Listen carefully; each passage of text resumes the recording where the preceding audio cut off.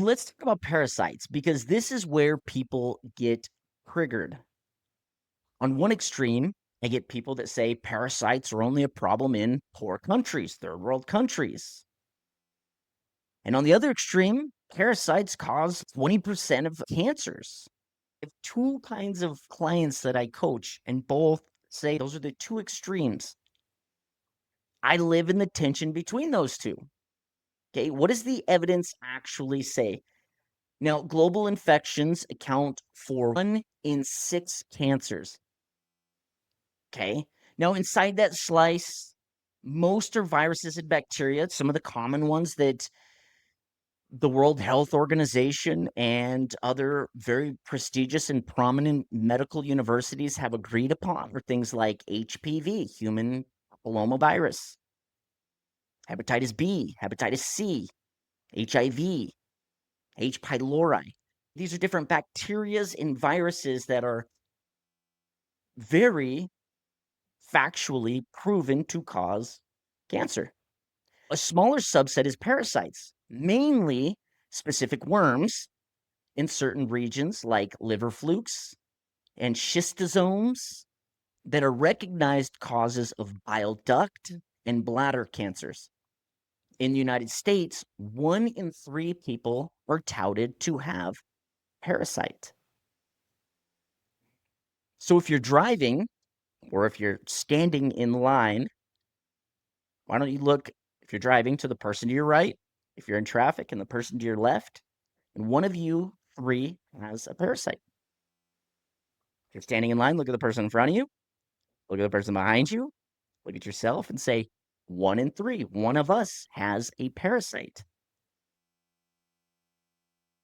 And again, zoom into the USA. We are not parasite free.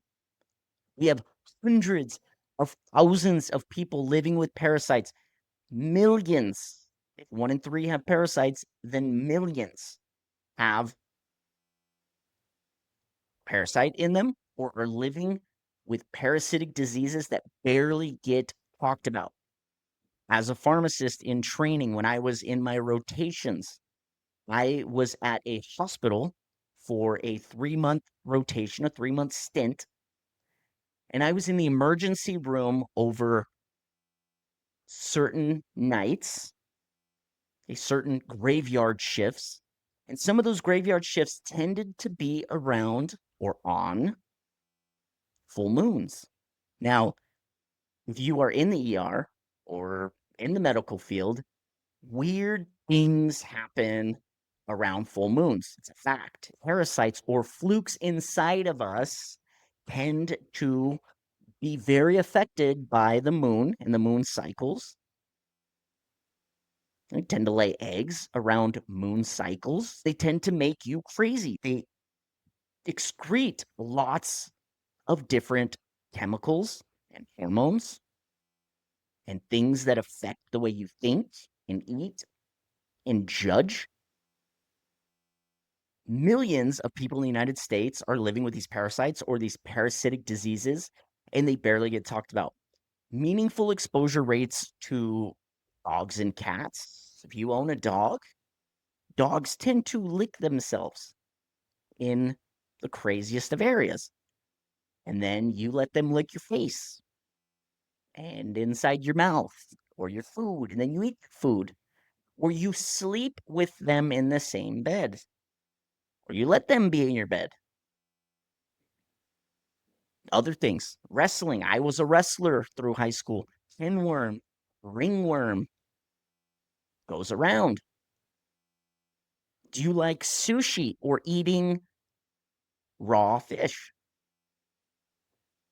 I love me a good sushi. Okay, so these things can cause parasites. So quit saying that we don't have parasites. Some of the richest people I know eat seafood, raw seafood, and they're first world rich people, and they're the craziest sometimes, right? So it's not even just a low income socioeconomic thing. Now, to be fair, in certain low income communities, low socioeconomic communities, field studies have found something like a third of kids carrying intestinal parasites and a lot of gut inflammation, intestinal parasites. Now, this leads to people talking about inflammatory bowel diseases, okay, or leaky gut syndromes. Your gut is supposed to be so tightly bound, it's supposed to be so tight, all tight junctions that nothing can get through, not food particles, not bacteria or parasites. It's supposed to keep things out as we eat. My dad and I had a conversation the other day about stomach acid. A lot of people cop out saying stomach acid could prevent things like bacteria and parasites. It should. But we are living in a society where we have what's called the SAD diet, the standard American diet, beats up our gut lining, makes it so we don't have tight junctions, things can get through, which inflames our immune system and different inflammatory markers. Our gut acids, we're now taking proton pump inhibitors, things like Tums. A lot of people reach out to me and say we need to be drinking baking soda. Drinking baking soda doesn't translate into internal body alkalinization. That's just a fact. You're just screwing with your gut pH. As a matter of fact, things that alkalinize the body better than anything else is something like lemons. It's something very acidic, but transfers into the body pH neutrality. So, what I'm saying here in Justin language is this: no, I don't believe parasites are the main causes of most cancers. That's not what I'm saying. But yes, I absolutely believe hidden infections, including parasites in some people, some pockets of people, okay, are radically underdiscussed as part of the cancer terrain story. That's what I'm saying. That's why they're on my radar. That's why I'm talking about this.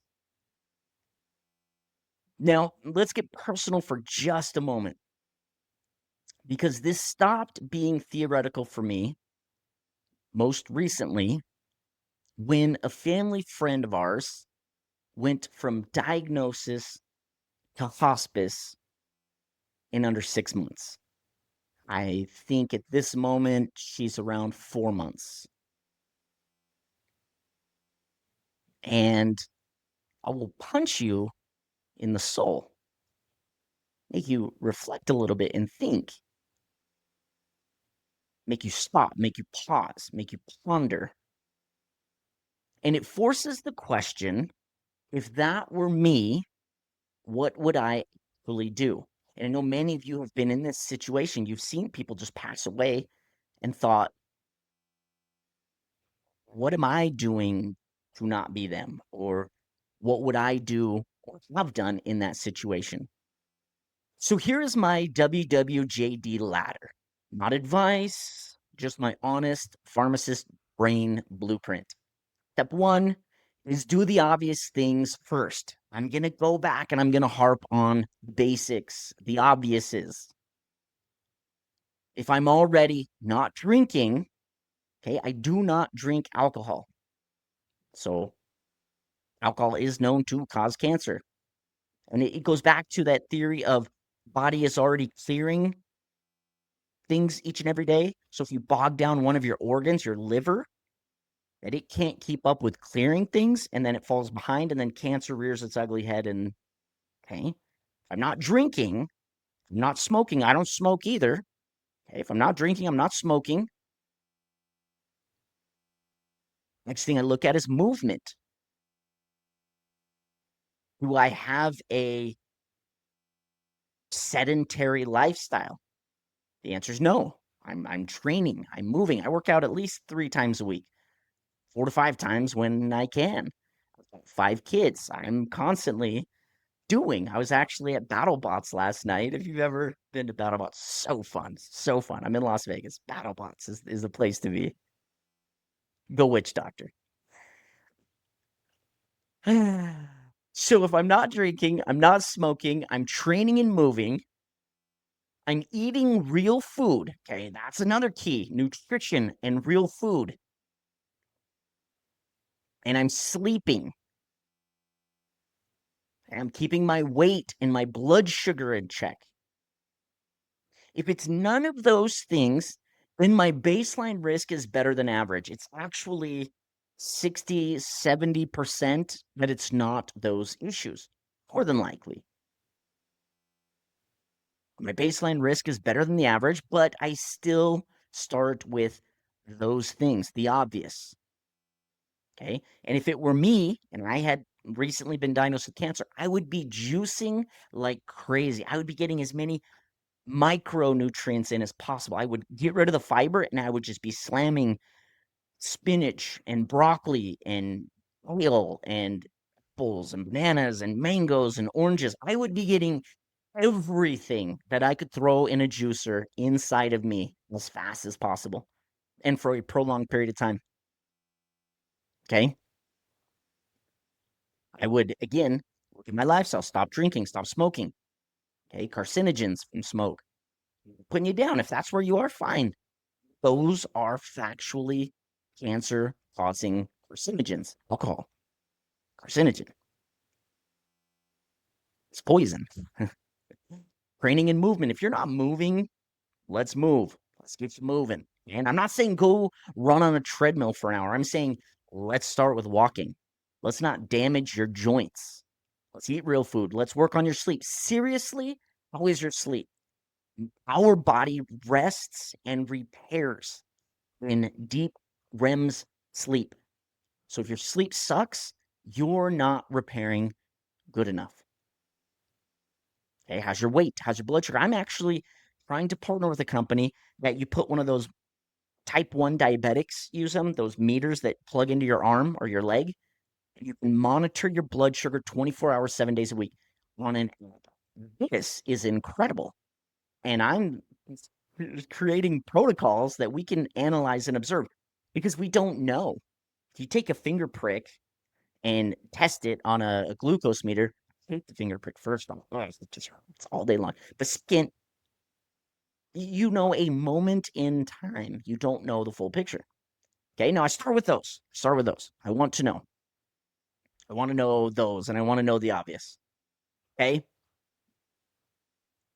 But I also want to know what is the standard of care for my specific cancer and stages. I still want to use the modern medical system. Okay. I tend to get clients that are far left and far right. And I'm not talking politics here. I'm talking some love doctors and always want to use them. Some hate doctors and never want to use them. Some love vaccines and get every one. Some hate vaccines, never want a single one. Now, the truth is somewhere right in the middle. The truth is right there, somewhere in the middle. Okay. It's sometimes doctors, sometimes I am so grateful we have medicine. I've seen some incredible advancements, but I'm also a little leery of the medical system. Okay. That's who I am. To ask questions is to be a human, is to be a sane human. Now, what is this? What is the standard of care for my specific cancer and stage? Hey, are there clinical trials I can plug into? If you need help vetting something, reach out to me. I'll vet it for you. Is it a chemotherapy of some sort? I've seen certain ones work incredibly. Okay, my grandma, who was diagnosed with a form of cancer, took something that was chemo related, and she has had incredible improvements. Now, she didn't really ask me what I thought, but I looked into the side effects and told her how to avoid some of the potential harm side effects of it. Other than that, I didn't.